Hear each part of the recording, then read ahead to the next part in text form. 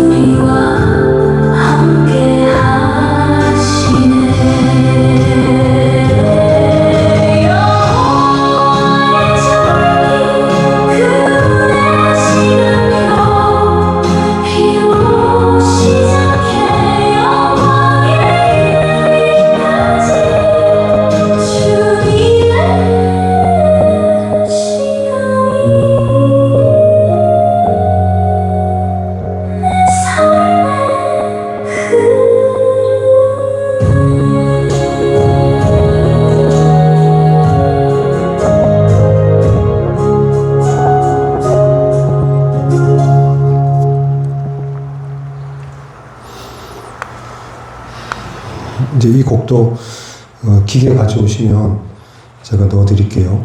그리고 자꾸 들으셔서 외우시면 좋고요. 이게 구속사라고도 하고요. 지금 방금 들으신 게 신학적으로는 구속사. 하나님의 역사, 하나님이 인간을 구원하기 위해서 쭉 진행시켜온 구원의 역사, 구속사. 그렇게 볼 수도 있고요. 또 하나는 우리 인간이 태어나서 죽을 때까지 하나님의 자녀로 선택받은 사람들에게만 흘러가는 하나님의 시간, 주님의 시간, 하나님의 자녀들에게만 흐르는 시간이 따로 있어요. 그러니까 이걸 제가 정말 이해시켜 드리고 싶거든요.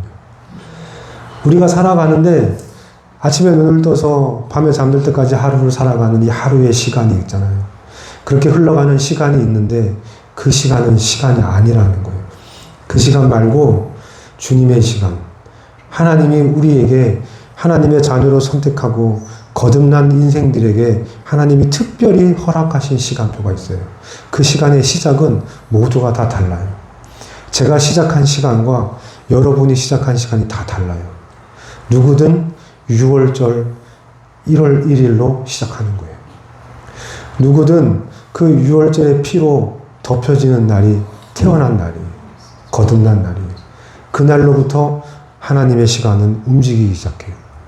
그러면 한 사람이 태어나서 깨꼬닥하고 죽을 때까지 가는 시간이 아니라 우리가 하나님의 시간표에서 움직여지는 시간이 있는데 똑같아요. 어떤 사람이 예를 들어 지금 오순절을 지냈어요. 어떤 사람의 인생에 주님의 시간에 오순절을 지나고 있어요. 그러면 성령이 충만해지겠죠. 그리고 뜨겁겠죠. 그렇게 해서 유대인들에게 줬던 하나님의 언약이 새 언약으로 우리에게도 나에게도 그 언약이 이제 영향력을 행사하기 시작하는 거죠. 성령님과 함께 그렇게 생활하게 되면 모든 게 끝난 것 같지만 이제 그게 시작이에요. 이제 그게 진짜 광야, 메마른 사막, 뜨거운 땡볕 아래 그 사막길을 걸어가는 그 여름을, 한여름을 통과해야 돼요. 그걸 통과하지 못하면 누구도 77절, 나팔절을 맞이할 수 없어요. 가을절기에 나팔절을 맞이할 수 있는 사람은 그 여름을 통과해야 돼요. 긴 시간. 근데 언제 나팔이 울릴지는 아무도 몰라요. 그건 우리 삶 속에 두 증인이 나타날 거라는 거죠. 우리가 살아가는 인생 가운데 어떤 날이 될지 모르지만 우리 앞에 두 증인이 나타나요.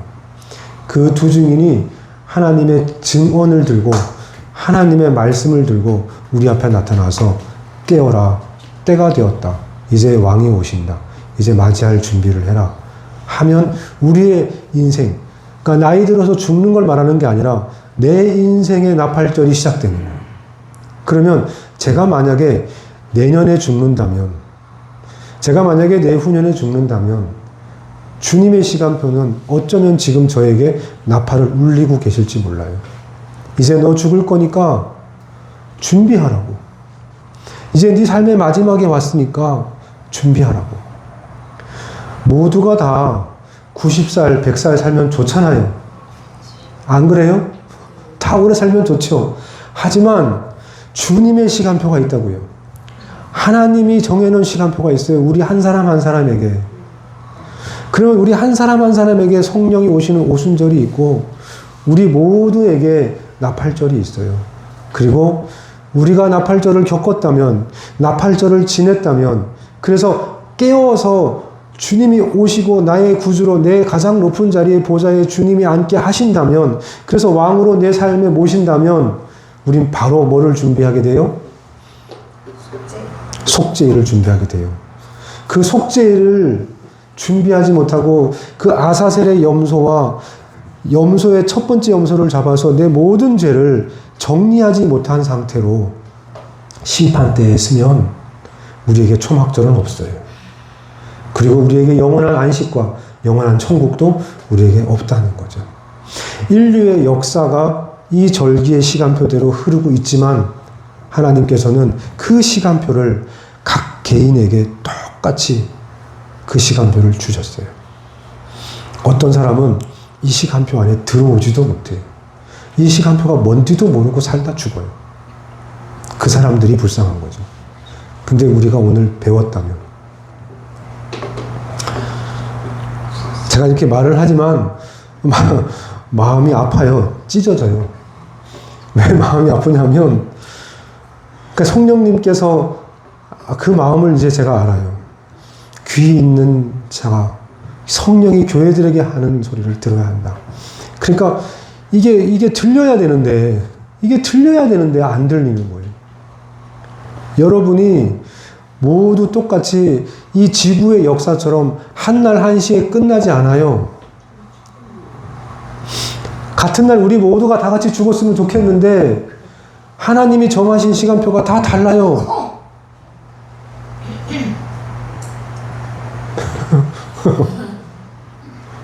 뭐예요? 그런데 그 시간표가 다르다는 걸 아셔야 된다고요. 그러니까 하나님이 정하신 나의 시간표를 빨리 눈치채시라고요. 나는 내 인생의 유월절을 지켰나? 나는 지금 내 인생의 유월절을 드렸나?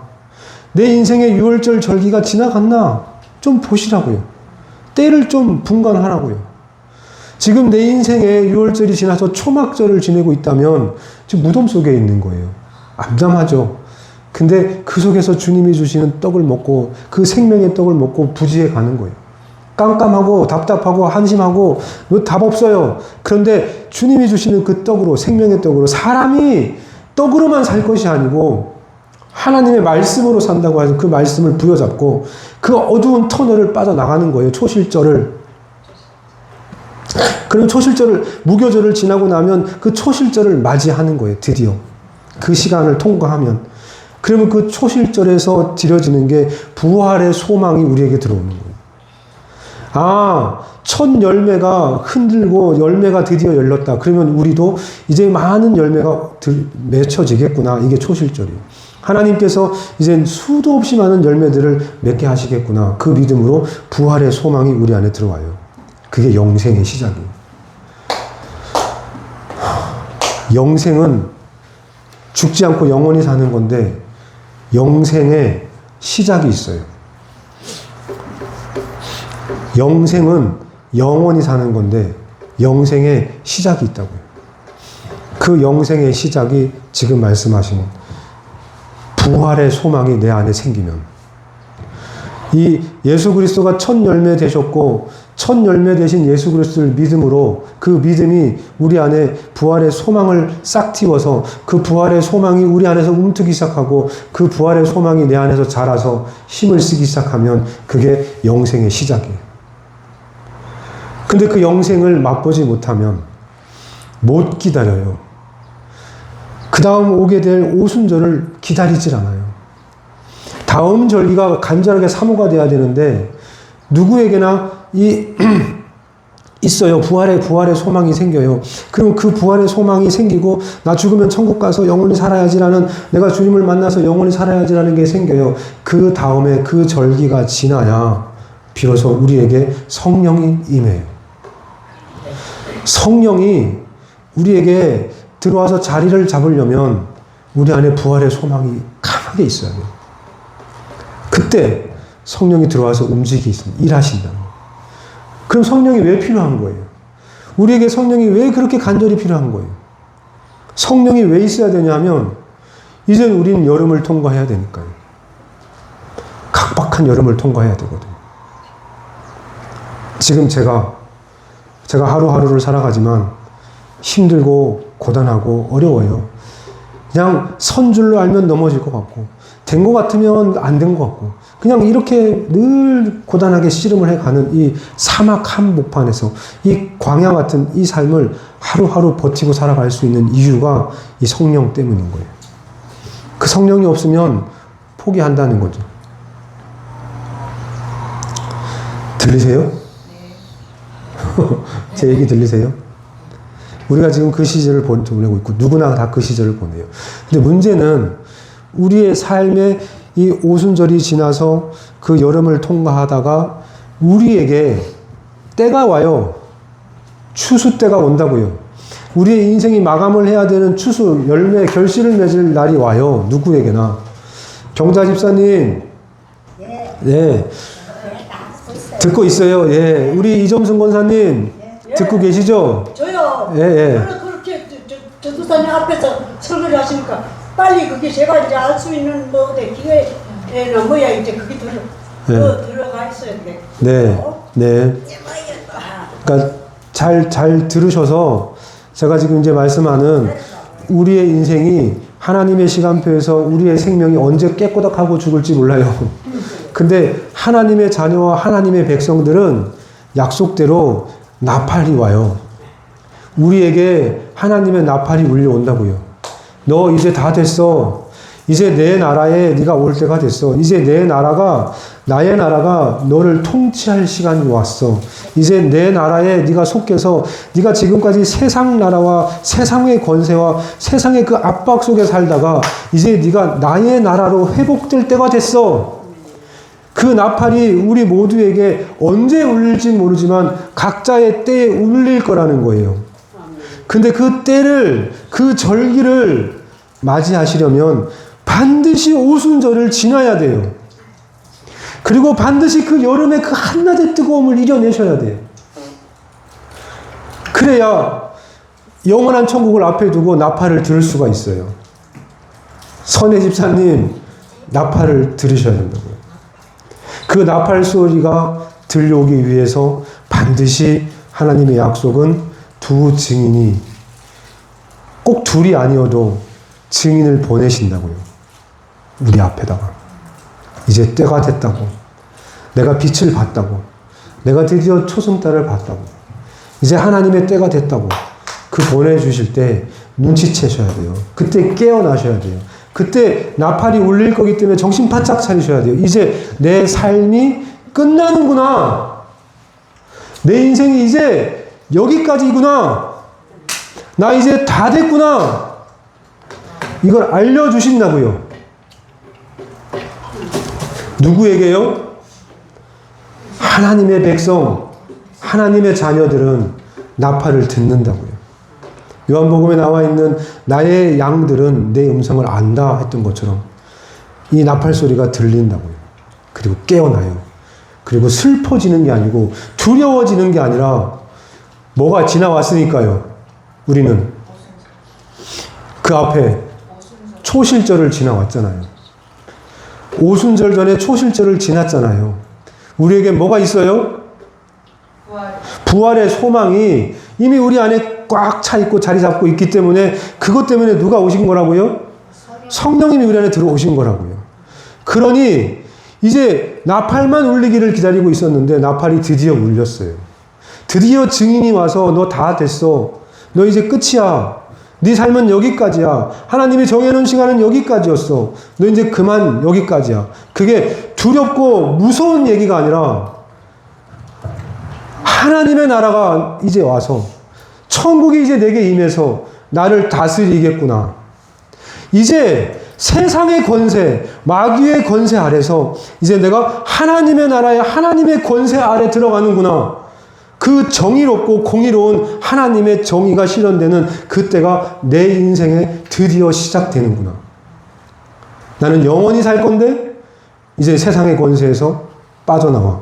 이제 어둠의 권세 아래에서 완전히 회복되어 하나님의 나라로 들어가는 날을 드디어 맞이하는 나팔 소리만을 기다리고 있는 거예요.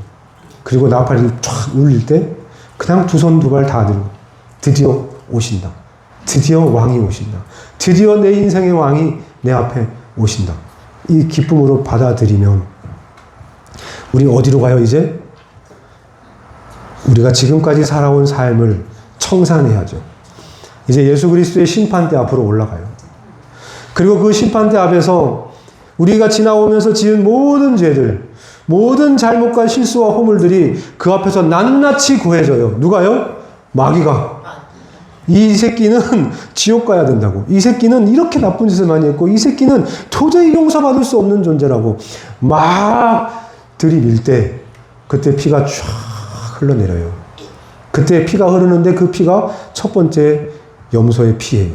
그 피가 흘러서 그 항소, 그 고소하는 그 소리를 덮어버려요.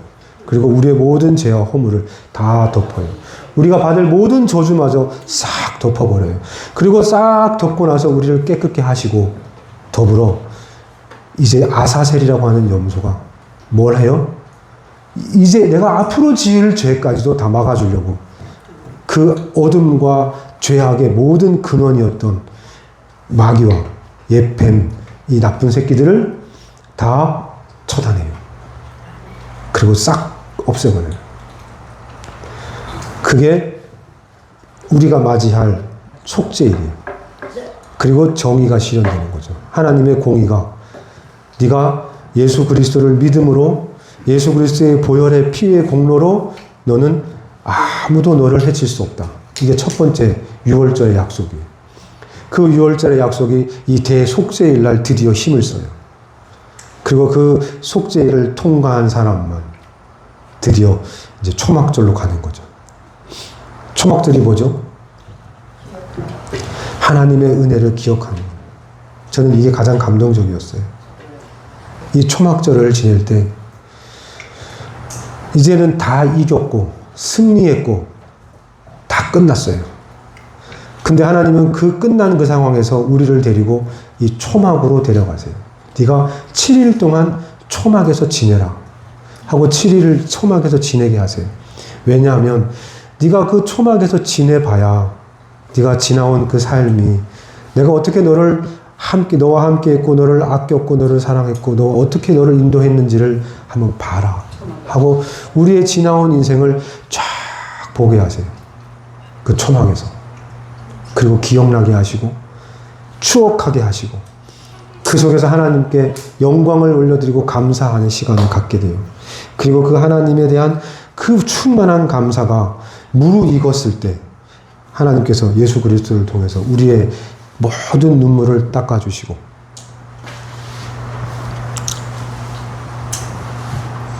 그게 눈물만 닦아주는 게 아니라 이제 앞으로 있을 그 모든 것들이 다 기쁨밖에 없어요. 기쁨, 환호, 감사.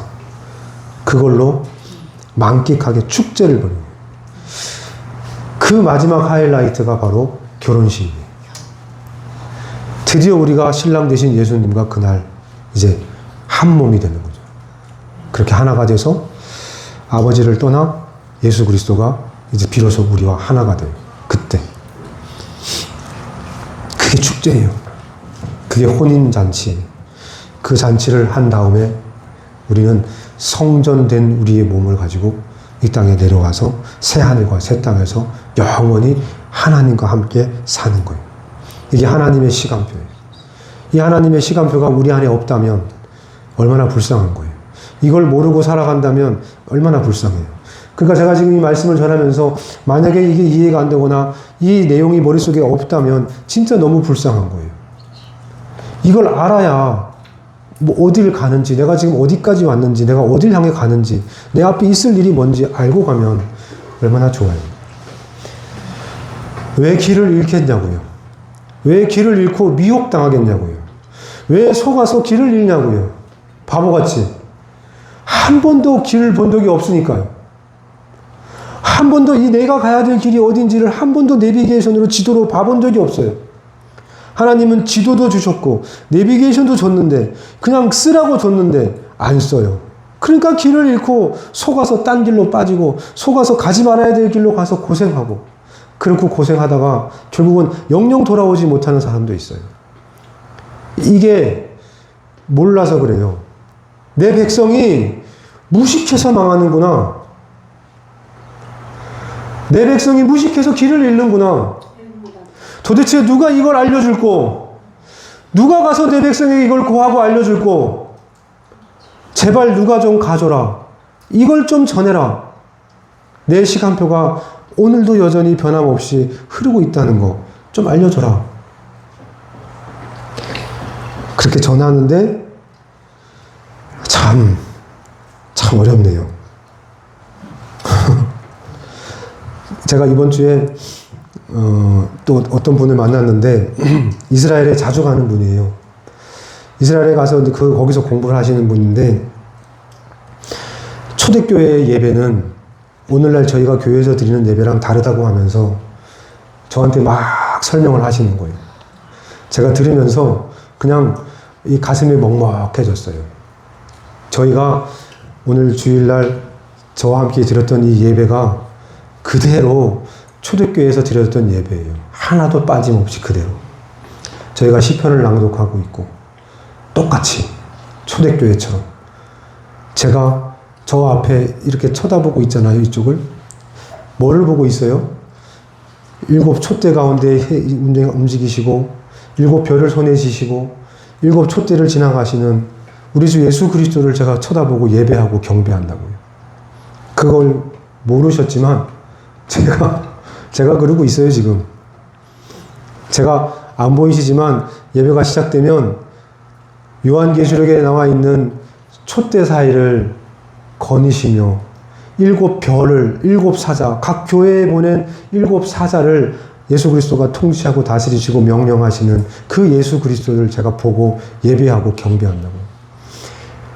초대교회는 어떤 사자도 이 앉아있는 회중들을 보고 예배 드리지 않았대요. 기도를 하든 찬양을 하든 말씀을 전하든 다 예수 그리스도를 바라봐요.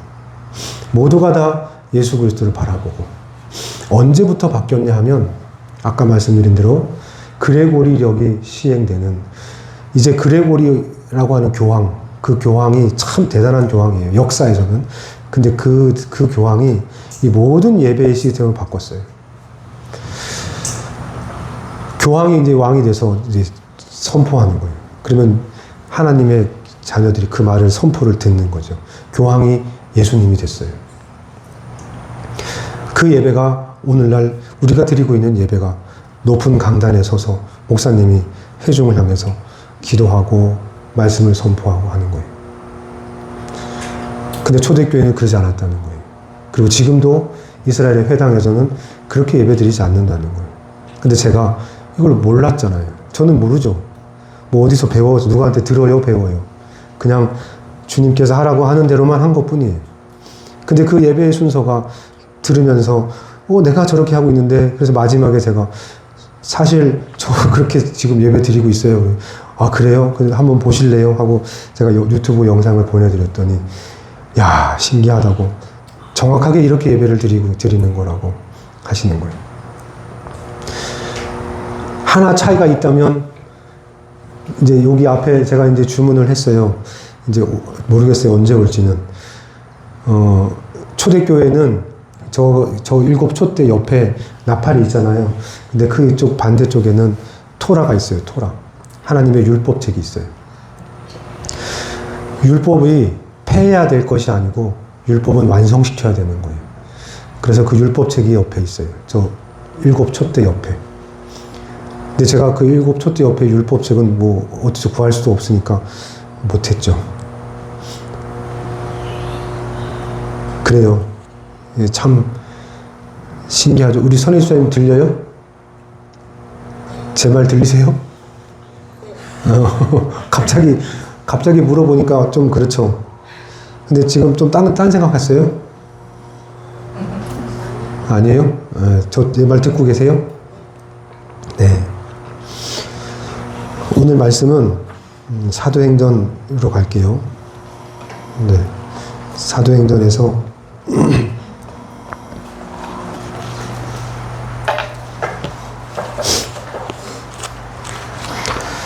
사도행전은 보통 성령행전이라고 하죠. 성령행전. 성령님이 참 많이 나와요. 그런데 사도행전에서 또 하나 눈여겨봐야 될 것이 있다면 이 천사 이야기예요. 그래서 사도행전을 통해서 이 성령님과 천사에 대한 이해를 바로 하셔야 된다. 이게 오늘 이제 말씀이에요. 간단해요.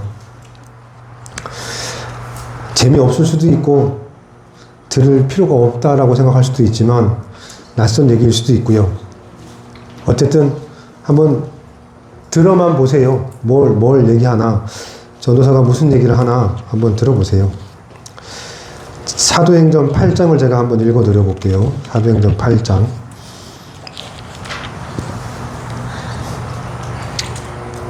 사도행전 8장 26절. 사도행전 8장 26절. 주의 사자가 빌립에게 말하여 이르되 일어나서 남쪽으로 향하여 예루살렘에서 가사로 내려가는 길까지 가라 하니 그 길은 광야라. 일어나 가서 보니 까지예요. 일어나서 그 말에 순종해서 가봤어요. 가라고 한 대로 간 거죠. 이때 이렇게 가르치고 명령한 게 누구였어요? 사자. 잘 안 들으셨네요. 누구요? 사자. 예, 주의 사자. 주의 사자를 다른 말로 천사라고 해요. 천사가 빌립에게 말했어요. 천사가 빌립에게 말했어요. 천사는 구약에만 활동하는 게 아니라 지금도 활동하고 있고 지금도 빌립처럼 이렇게 움직이고 있어요. 활동하고 있어요. 그 천사가 빌립에게 말하기를 일어나서 남쪽으로 가. 남쪽으로 향해서 예루살렘에서 가사로 내려가는 길까지 가라. 그러니까 지금 빌립이 어디 있었냐 하면 사마리아에 있었어요. 지금 앞에 내용은 사마리아에서 복음을 전하고 있었어요. 사마리아에서 복음을 전하다가 갑자기 천사가 와서 야, 너 예루살렘으로 가. 그리고 예루살렘에서 가사로 내려가는 길로 가. 빨리. 그리고 이 말은 지금 되게 황당한 거예요. 왜냐하면 이 배경을 또 설명할 시간이 많이 가나요? 지금 베드로하고 두 제자가, 두 사도가 와서 지금 사마리아는 불바다가 됐어요. 막 성령이 임해가지고 난리가 났어요. 사마리아에 드디어 성령이 내리고 막 사람들이 방언을 하고 막 이 뜨거운 이 상황에 지금 거기 있으면 그 영광을 함께 할 텐데 갑자기 천사가 야, 너 빨리 예루살렘으로 가. 그럼 예루살렘은 어떤 곳인지 아세요? 바로 앞에 무슨 상황이 있었는지 아세요? 사울이라는 놈이, 사울 아시죠? 바울이라는 놈이 바울 되기 전에 사울이었어요. 사울이 예루살렘 집집마다 쳐들어가가지고 신문해가지고 그냥 기독교인들은 싸그리 잡아가지고 감옥에 쳐놓고 고문하고 막 이러는 시기예요. 근데 그때 지금 모두가 다 예루살렘을 떠나고 있는 시기에 빌립도 떠나가지고 사마리아에서 복음을 전하다가 그때 세례를 주고 두 사도가 함께 합류해서 드디어 막 사마리아가 뜨겁게 막 성령으로 막 충만해지고 있는 그때 갑자기 야, 예루살렘으로 가. 이게 뭐예요? 갑자기 예루살렘으로 왜 가요? 거기 가면 맞아 죽어요. 근데 그리로 가래요. 그리고 가요. 실제로 가요. 가서 가사로 내려가는 길로 가요. 이건 누가 시킨 거예요? 천사가. 이건 천사가 시킨 거예요. 그러니까 천사가 하는 역할은 이렇게 내가 가던 길을 완전히 바꾸려고 할 때 천사가 개입하세요. 천사는 우리가 가서는 안 되는 길로 갈 때 천사는 막아세워서 길을 옮기는 역할이 주 역할이에요. 또는 꼭 가야 되는 길로 가야, 이 길은 꼭 가야 된다라고 할 때 천사가 나타나요.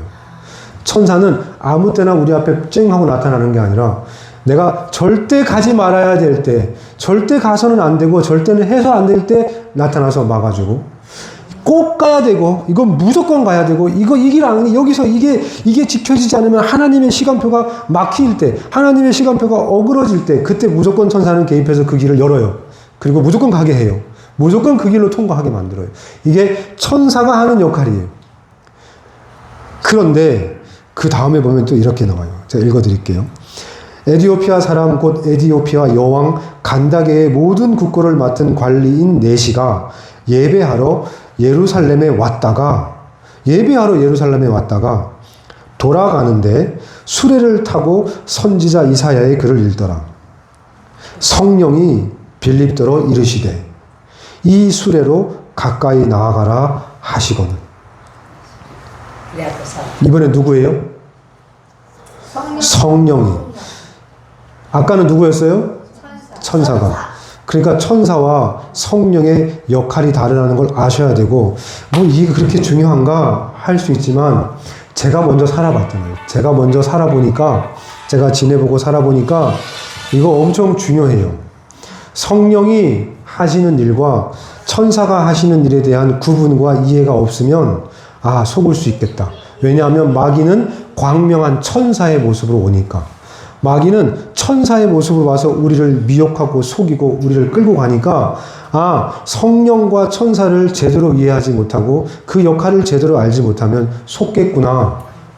저처럼 제가 속았으니까 여러분도 속겠다. 속을 수 있겠다. 여기 말씀을 드리는 거예요. 그러니까 오늘 이 말씀을 드릴 때, 아, 나하고는 참 먼 얘기다. 우리 유홍 집사님, 저는 천사 안 믿어요. 그랬잖아요. 그렇죠? 네, 천사 안 믿어요. 저는 천사 같은 거 안 믿어요. 그건 천사 이랬다가, 이제 지난주에 드디어 천사, 전사님 저 천사 믿어요. 했잖아요. 그렇죠? 근데 왜 갑자기 믿어요? 네? 갑자기 믿게 됐대. 아, 갑자기 믿게 됐어요? 네.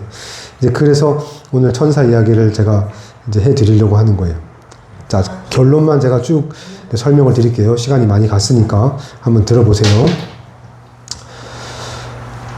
성령하고 천사의 차이는 어떻게 보면 왕과 신하의 그 차이보다 훨씬 더 커요.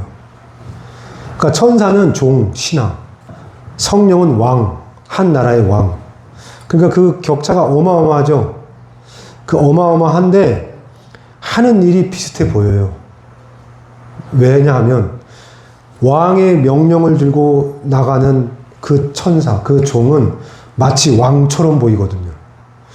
왕의 전달, 왕의 메시지, 왕의 칙령을 들고 움직이는 그 사람은 뒤에 호위하는 군사들이 어마어마하고 그 종이 들고 나가는 그 길은 마치 왕이 움직이는 것처럼 강력해요.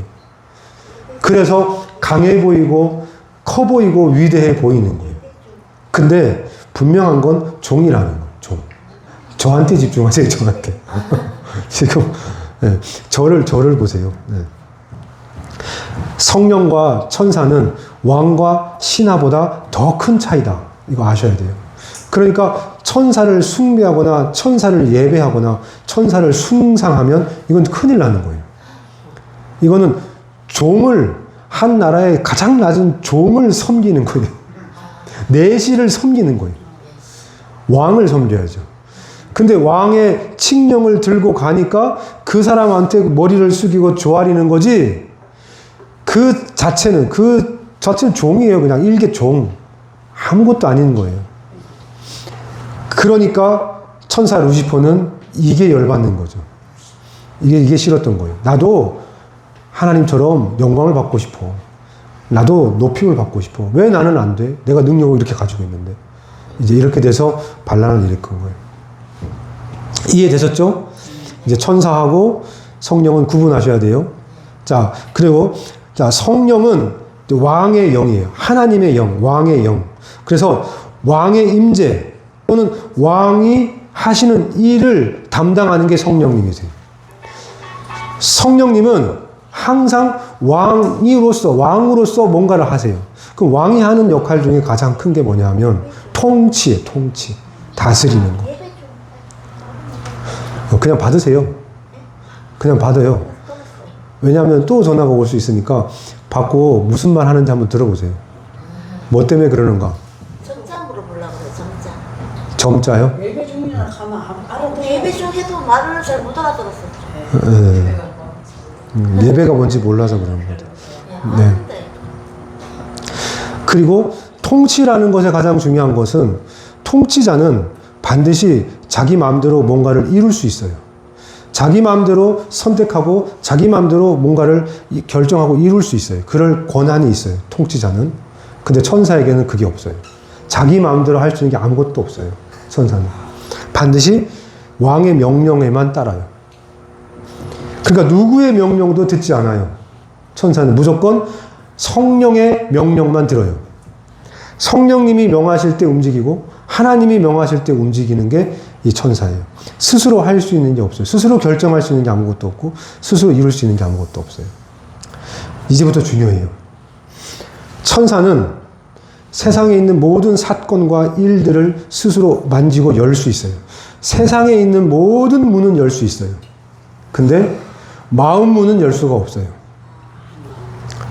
이게 가장 중요해요. 천사는 하나님께서 정하시기를 우리의 마음 문은 못 열고 들어와요. 그러니까 마음과 생각을 천사가 조정하거나 움직일 수 없어요. 이게 하나님이 정하신 거예요. 그런데 성령님은 늘 마음을 열고 우리 마음과 생각 속에 들어오셔서 움직이세요. 이게 성령님이에요. 그러니까 성령님은 우리의 마음과 생각 속에서 우리를 통치하고 다스릴 수 있지만 천사는 절대 그럴 수 없어요. 그런데 이제 여기서 하나 알고 넘어가야 될 것이 이 천사들이 하나님을 반역해서 쿠데타를 일으켜요. 그래서 천사들의 3분의 1이 하나님을 등지고 싸움을 시작해요. 그리고 이 천사들 중에 가장 힘이 센 짱이 마귀라는 거예요. 마귀. 네, 마귀.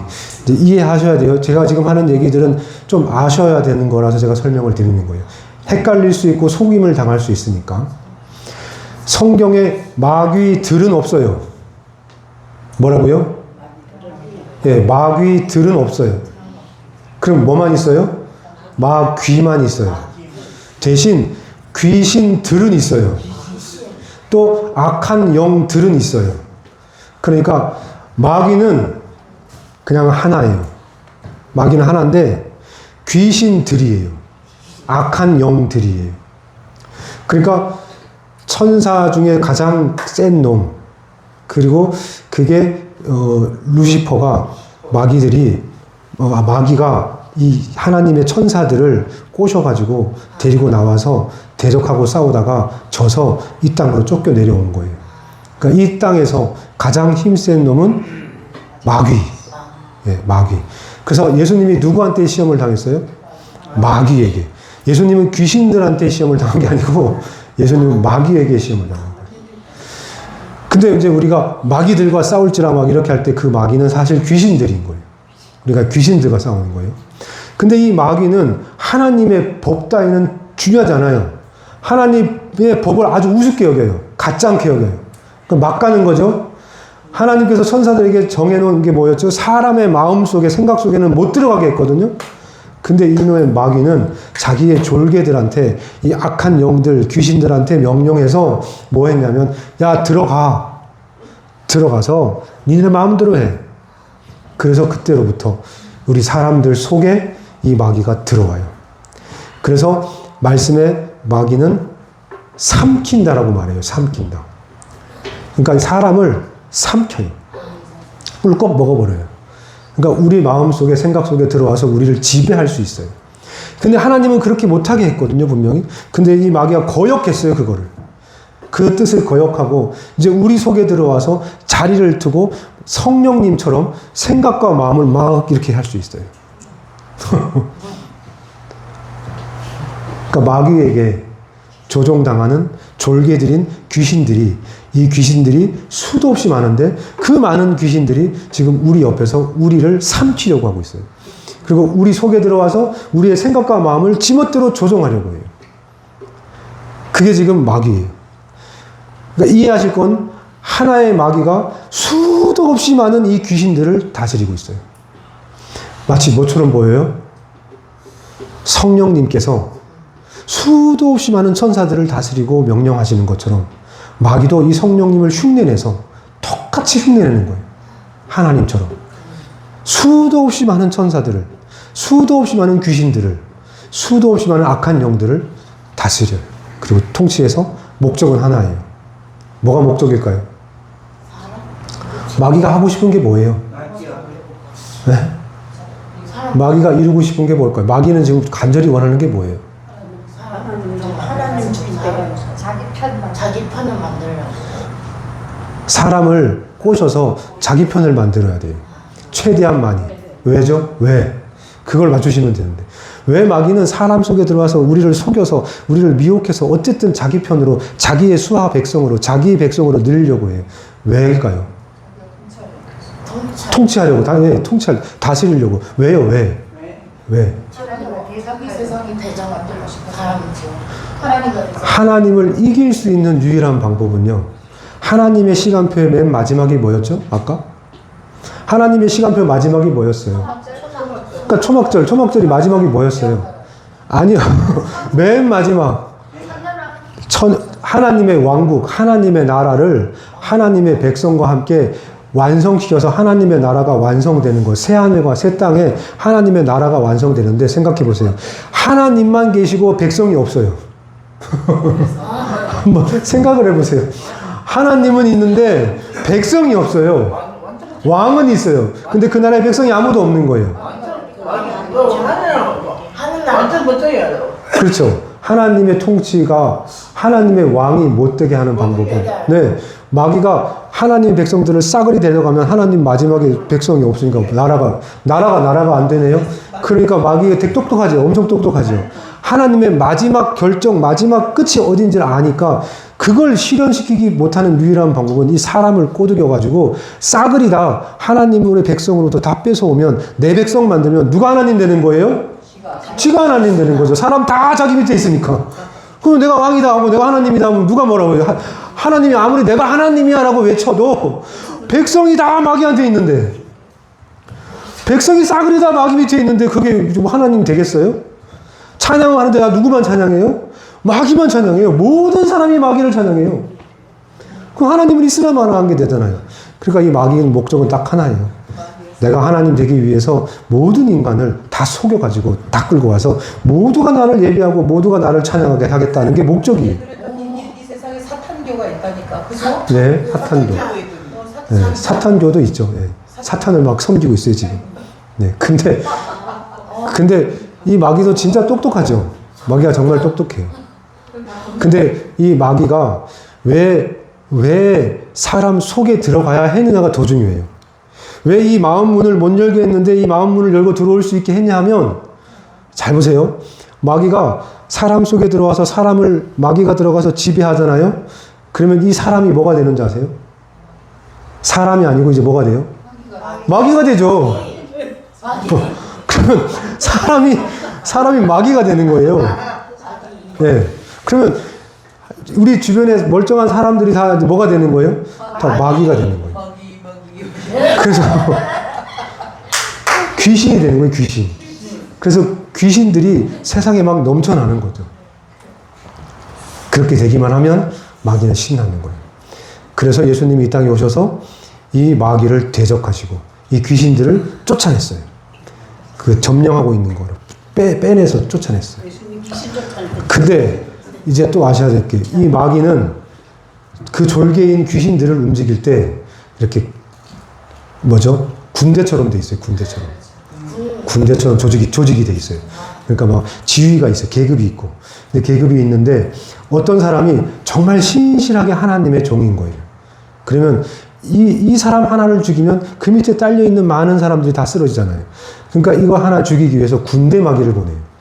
근데 마귀 중에 군대 귀신들을 보내가지고 막 수십 마리의 그 군대 귀신들이 막 들어와서 사람을 지배합니다. 그러면 한두 마리가 아닌 거죠. 그런데 마귀가 뭐 하는가 보세요. 근데 마귀가 뭐 하는 거냐?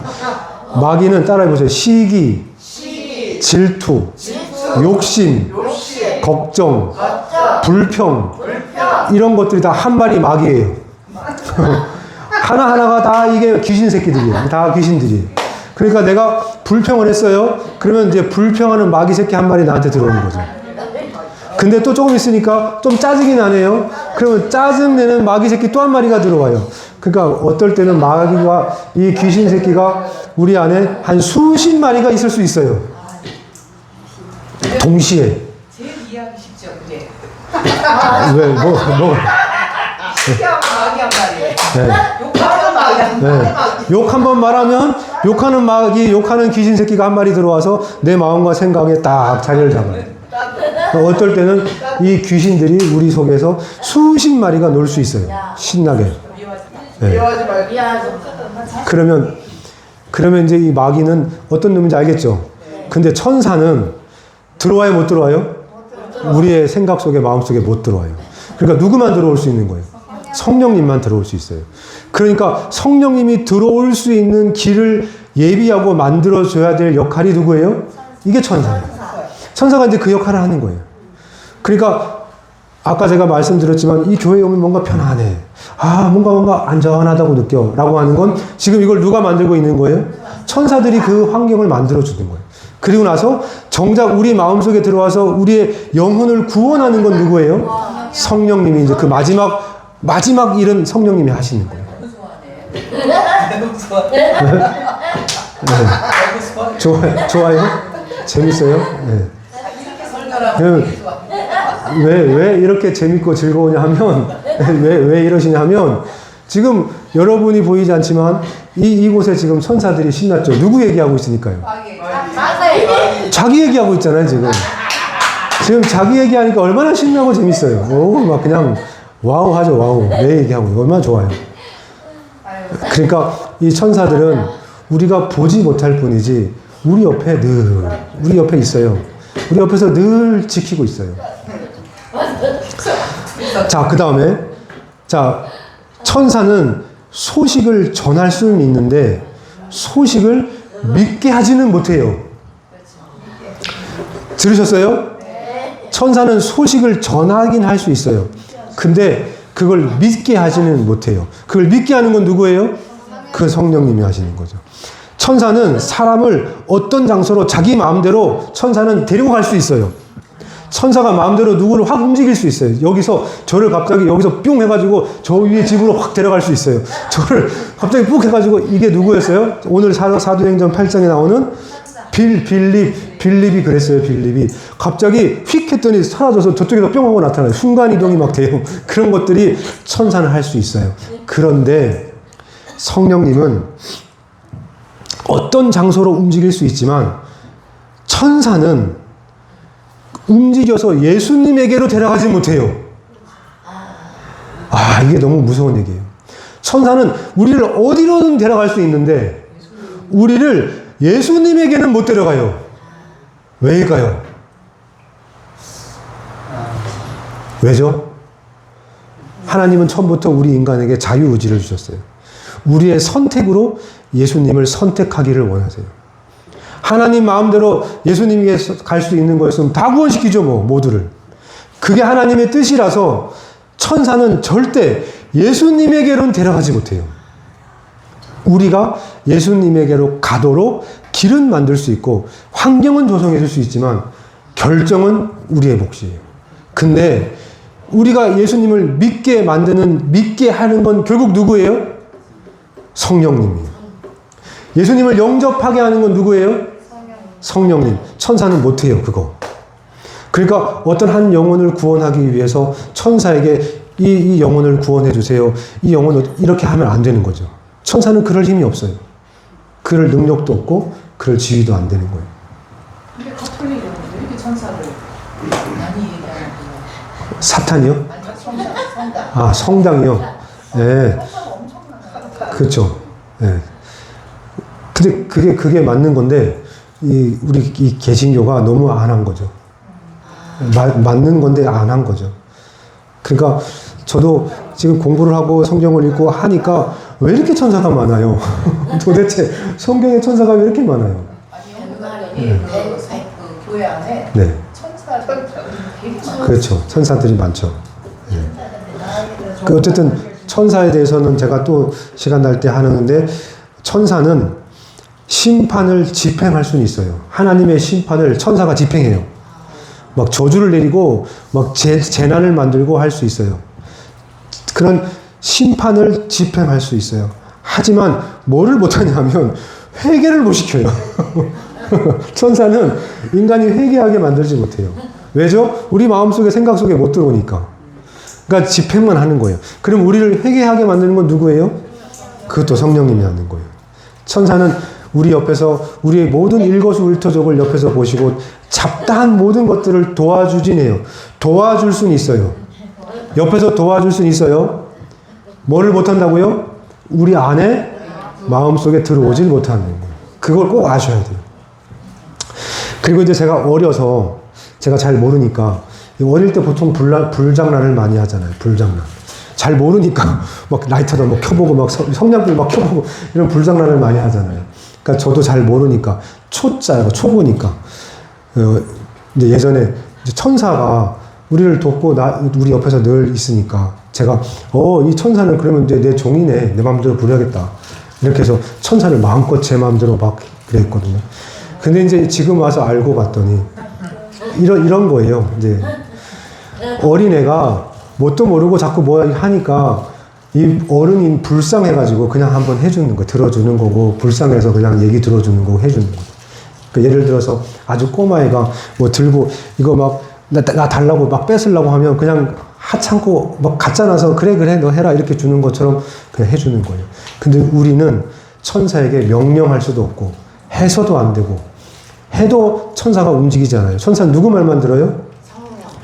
성령 하나님의 말만 들어요. 천사는. 근데 저는 뭣도 모르고 오케이 천사인데 내 종이니까 내 마음대로 한번 부려보자 하고 막 부리는.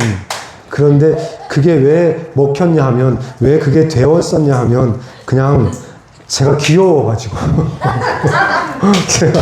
제가 귀엽잖아요. 하는 짓이 하는 꼴이 너무 귀여워가지고 그냥 해준 거지. 그 원래는 그럴 수 없는 거예요. 그냥 들어준 거죠. 우리는 천사를 막 이렇게 할 수 없어요. 그런데 이렇게 할 수 있어요.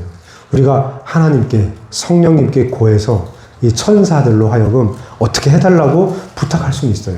그러면 천사가 움직여요. 천사가 막 일을 시작해요. 그걸 잘못 이해해서 내가 천사를 부린 줄 아는 거예요. 내가 천사를 마음대로 막 그렇게 하는 줄 알아요. 그게 아니라 이 천사들을 움직이려면 누구한테 고하면 돼요?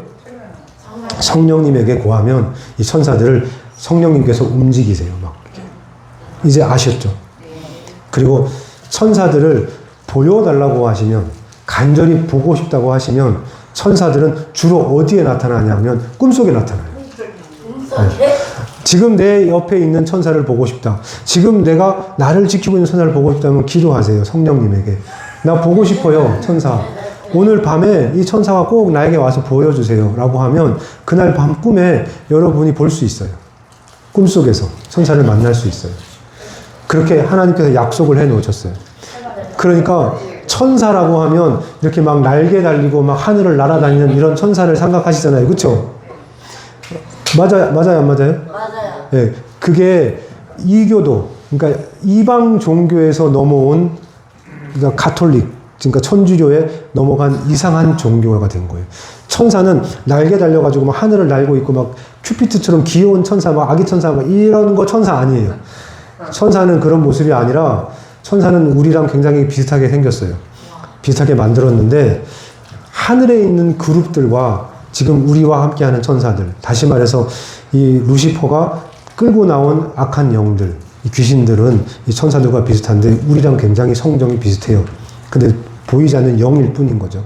그런데 보고 싶으면 꿈에 꾸면 누군가를 봤는데 그 사람이 나를 도와줬어요. 그 사람이 나를 어떻게 해줬어요. 그런데 얼굴이 생각이 안 나요. 이게 도대체 분명히 누군데 기억이 안 나요. 근데 얼굴이 기억이 안 나는 사람들. 그게 이제 천사들이에요. 천사들에게 신기한 건 얼굴이 안 보여요. 얼굴이. 제가 여러 명의 천사를 봤는데 다 얼굴이 안 보여요. 네. 그래서 얼굴 없는 천사. 뭐 어쨌든 얼굴이 보이지 않아요.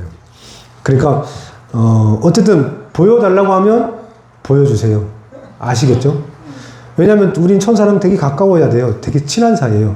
나중에 이제 우리가 마지막 전쟁을 치를 때 이 천사들과 예수님을 대상으로 앞세우고 예수님이 대상으로 가자 나를 따르라 할 때 우리는 모두 천사들과 함께 부활의 몸을 입고 천사들과 함께 마지막 전쟁을 치르러 가야 돼요. 그때 같이 싸울 전우들이고 같이 싸울 동기들이고 함께 전쟁을 치러야 될 우리의 친구들이에요. 이해하셨죠? 그러니까 뭐 거부감을 느낄 필요도 없고 이럴 필요 없어요. 그냥 함께 지내는 사이인 거예요. 이제 정리되셨죠? 이제 힘드네요. 그러면 제가 이제 마지막 정리해온 거를 읽어드리고 끝낼게요. 성령과 천사의 가장 중요한 차이는 성령은 하나님이시고 천사는 하나님의 종이라는 점입니다. 성령은 우리 안에 오셔서 생명을 주시고 믿게 하시고 거룩하게 하시고 교회를 세우시고 예수 그리스도를 증언하게 하십니다. 하지만 천사는 하나님의 명령을 받아서 메시지를 전하고 성도들을 보호하고 길을 만들고 길을 닫고 심판을 집행하며 하나님의 구원 계획을 위해서 열심히 일하는 존재입니다. 그러므로 우리는 천사의 존재를 인정하고 이해는 해야 되지만 천사를 너무 의지하거나 또는 천사들만 생각하고 살면 안 된다는 거예요. 더 중요한 건 이 천사를 예배하거나 경배하면 큰일 난다는 거예요. 우리가 의지해야 될 분은 천사가 아니라 누구예요? 성령 하나님을 의지해야 되는 거죠. 명령은 누가 내려요? 성령 하나님께서 내리니까요. 천사는 우리를 섬기는 걸 좋아할까요? 안 좋아할까요? 좋아요. 좋아해요. 이건 이제 마지막 얘기니까 들어보세요. 우리가 넘어지려고 하는데 또는 뭐가 확 날아와서 맞으려고 하는데 그때 천사가 제 목을 붙잡고 휙 이렇게 움직여요. 그러면 이 돌멩이가 옆으로 확 지나가겠죠. 안 맞았어요. 그럼 천사가 이렇게 목을 확 피워놨죠. 그리고 제가 방금 이 재난을 피했잖아요. 그러면 천사가 어떻게 하게요? 쏜새같이 하늘 올라가가지고 하나님 제가 이랬다요. 하나님 제가 이렇게 됐고 이렇게 제가 했다요. 막 어린애처럼 막 신나서 예수님 앞에 가서 얘기해요. 내가 하나님의 귀한 성도 하나님의 자녀를 내가 이렇게 지켰어요. 내가 이렇게 보호했어요. 이걸 막 신나서 얘기하는 거예요. 그러니까 우리가 천사들의 도움을 받는 거, 천사들을 자꾸 구하고 기억하고 생각하는 거는 그들로 하여금 기분 좋게 하는 거예요. 지금 기분 좋잖아요. 그렇죠? 천사들 얘기하고 천사들 이렇게 붕붕 띄워주면 천사들이 신나서 지들이 막 신나서 행복해요. 좋아해요. 그러니까 천사들이 우리 옆에서 나를 지키고 보호한다는 걸 생각하시고 하나님께서 성령님께서 우리를 지키라고 명령하시고 너 쟤 잘 돌봐야 된다. 너 쟤 잘 지켜야 된다. 이거를 우리 옆에서 늘 지키고 있다는 걸 인식하시고 생각하시고 사셔야 돼요. 그리고 가끔 천사들한테 고백도 되죠. 나 오늘 지켜줘서 고마워. 내 옆에서 그래도 내 옆에서 있으니까 듬직해. 고마워. 이런 말을 해본 적 없죠? 한 번도 해본 적 없잖아요. 야, 그럼 오늘 한번 해보죠. 뭐. 저는 그 골리앗 같다고 했죠. 골리앗을 본 적은 없지만 어마어마해요. 제 뒤에 서 있는 이 천사는 엄청 커요. 근데 그 천사들한테 제가 항상 말하는 건 오늘도 수고했어. 고마워. 너 때문에 내가 참 편했어. 너 때문에 내가 오늘 위험을 면했어. 이렇게 얘기를 할 때가 있어요. 그러면 빌립과 천사가 대화했죠, 아까. 그쵸?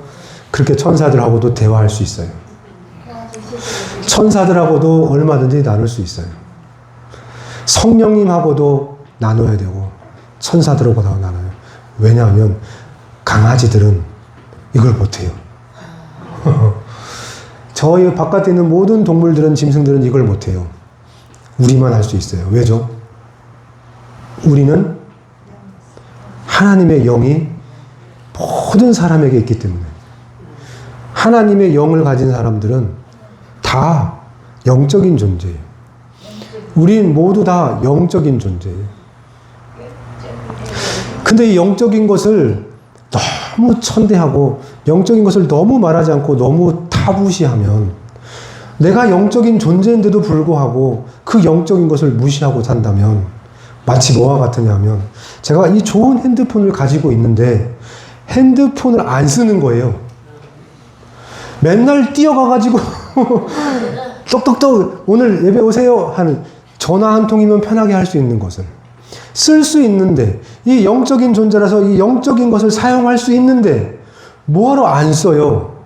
쓰면 이렇게 좋은데 써야 늘죠. 이게 빅스비도 자꾸 쓰니까 늘잖아요. 그렇죠, 집사님? 선혜 집사님? 빅스비도 하루 이틀 자꾸 쓰다 보면 쓰는 방법도 자꾸 개발이 되고 늘죠. 똑같다는 거예요. 우리 옆에 있는 천사도 자꾸 영적인 존재지만 우리가 영적으로 자꾸 살아가면 영적인 존재와 함께 자꾸 어울려 살다 보면 물론 미친 사람이라고 들었겠죠. 좀 미친 사람 같을 수 있겠죠. 세상이 볼 때는. 그거 어쩌겠어요. 우리가 영적인 존재인데. 어떻게 지금 제 얘기가 이상해요? 아니, 누가 알고도 네. 뭐 그게 충전이 리포스트 나왔어요. 막 안 지키고도 이제 리포스트 남았다 할게요. 네. 그걸 믿고 이제 아직까지 가고. 그러니까요. 그 참 편하잖아요. 저도 옛날에 이런 걸 모르고 살 때랑 지금이랑 참 달라요. 큰 트럭이 제 차를 진짜 미친 사람처럼 제 차 뒤에 와서 꼭 제 차를 박으려고 오는 것처럼 미친 듯이 달려올 때가 있어요. 섬뜩할 정도로 그냥 막 쏜새같이 제 차 뒤로 막 와요. 그때 제가 뭐라고 하는지 알아요?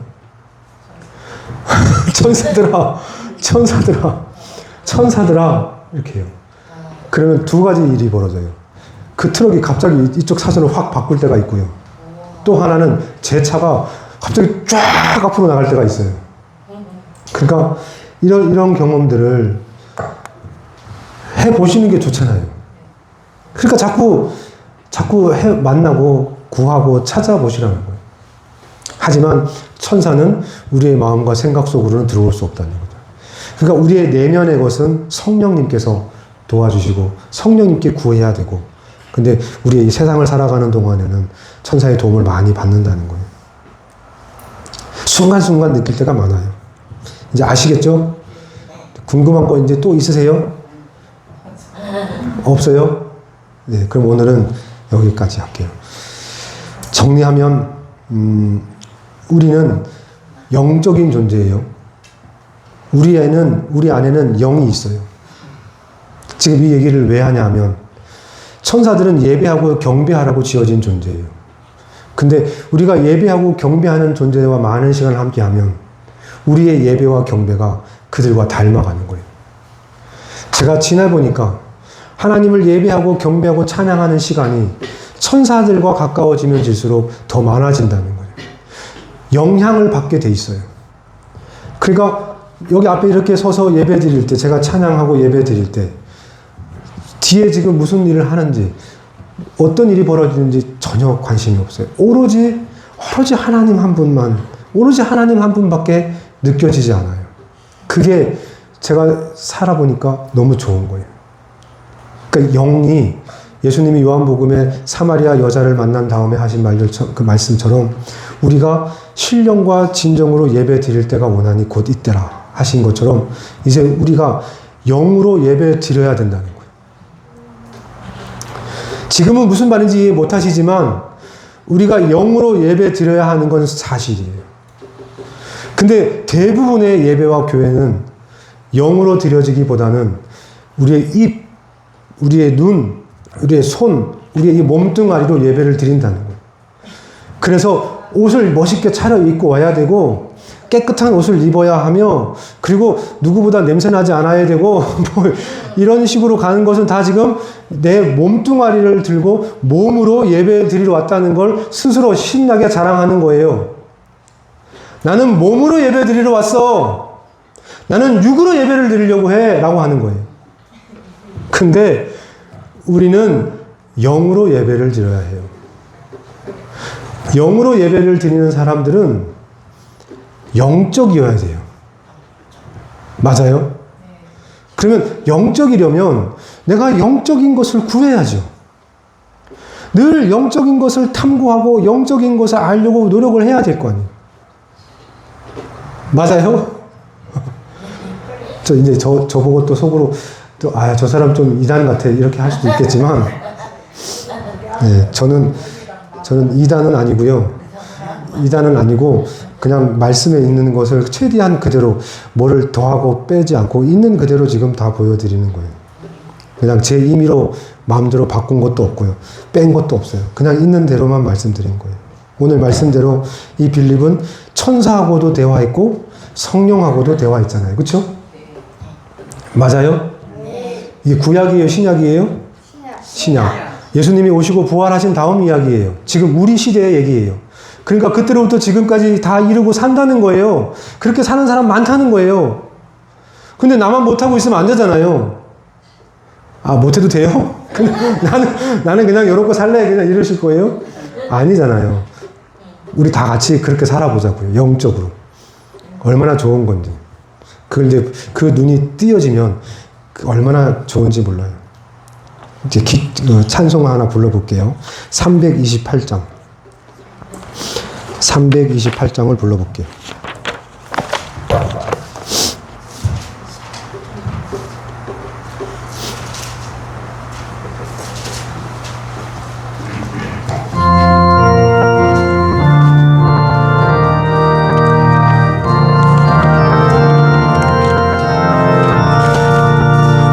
너 주의 사랑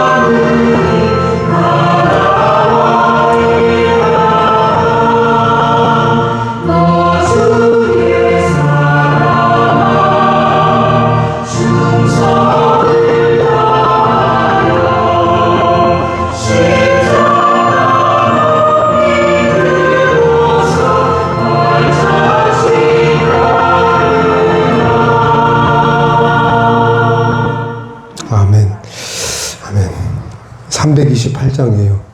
찬송가 중에 가장 짧은 찬송이죠. 가장 짧아요. 근데 뭐 제가 뭘 알겠어요. 또 이 찬송이 천사들과 만나는, 천사들과 교류하는, 지금 누가 이 말을 하는 거예요? 천사들이 저희에게, 천사들이 우리에게 지금 말을 하고 있는 거예요. 그리고 이 찬송은 한번 들어보세요. 다시 한번 들어보세요. 이 찬송가 속에서 한번 느껴보세요. 뭐라고 하시냐면, 너 주의 사람아, 너 주의 사람아, 헛된 일 버리고 마음과 뜻과 힘 다해서 왕의 왕을 섬겨라. 너 주의 사람아, 그날을 기다려야 돼. 너 주의 사람아, 그날을 기다려. 죄악의 밤을 이기고 새 아침 맞아야 돼. 너 주의 사람아, 교회는 지금도 부른다. 할 일이 많고 많다고. 나와서 일해라. 너 주의 사람아, 충성을 다해서 십자가 높이 들고 그 십자가의 발자취를 따라야. 이게 천사들과 우리가 연결할 수 있는 곡인 거예요. 그러니까 다윗이 영적으로 신접할 때, 영적으로 접할 때 이렇게 곡을 연주해서 그 곡 속에서, 곡조 속에서 만난 것처럼 이렇게 하나님은 계속 이렇게 곡을 주세요. 그러면 이 찬송을 통해서 우리가 경험하지 못한 세계로 들어가게 하고 볼 수 있게 해요. 우리가 요한계시록 읽을 때는 몇 장 찬송이었죠? 78. 와, 집사님 대단하세요. 네. 78장. 그러면 이제 오늘 얘기는 천사 얘기였잖아요. 천사는 몇 장이요? 328. 328장을 부르시면서 천사들하고 사귀어보세요. 천사들과 한번 잘 사귀어보세요. 아시겠어요? 제가 미친 사람 같아요? 고은 씨는 제가 이렇게 정신 나간 사람 같아요? 아니요. 네. 저 정신 멀쩡해요. 네, 멀쩡히 잘 사는 사람이에요. 저는 미친 사람이 아니에요. 맞죠? 집사님 저 미친 사람 같아요? 정신 나간 사람 같아요? 아니요. 저 정신 멀쩡해요. 자, 328장을 다 같이 한번 불러볼게요. 천사들이 지금 우리에게 하는 말이에요. 우리 보고 얘기하는 거니까 대화하자는 거예요, 지금. 나 내 말 좀 들어봐라 하는 거예요. 자, 한번 들어보세요. 328장.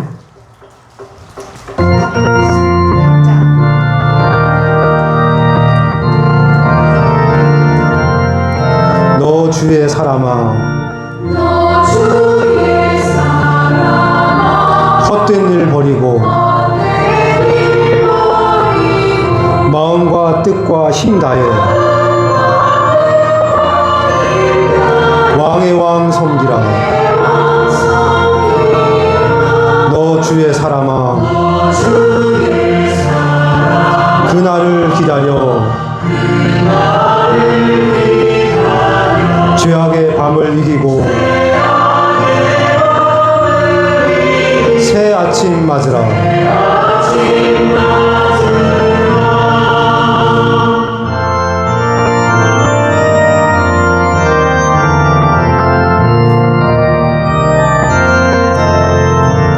너 주의 사람아, 교회는 부른다. 할 일이 많고 많으니 다 나와 일하라. 너 주의 사람아, 충성을 다하여 십자가 높이 들고서 발자취 따르라.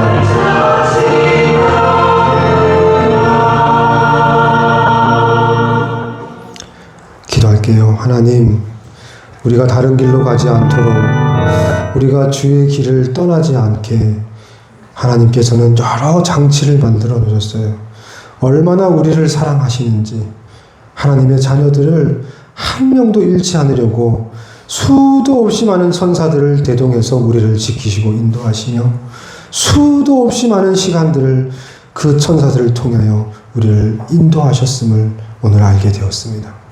하나님의 사랑은 정말 한이 없고 하나님의 은혜는 정말 끝이 없음을 고백합니다.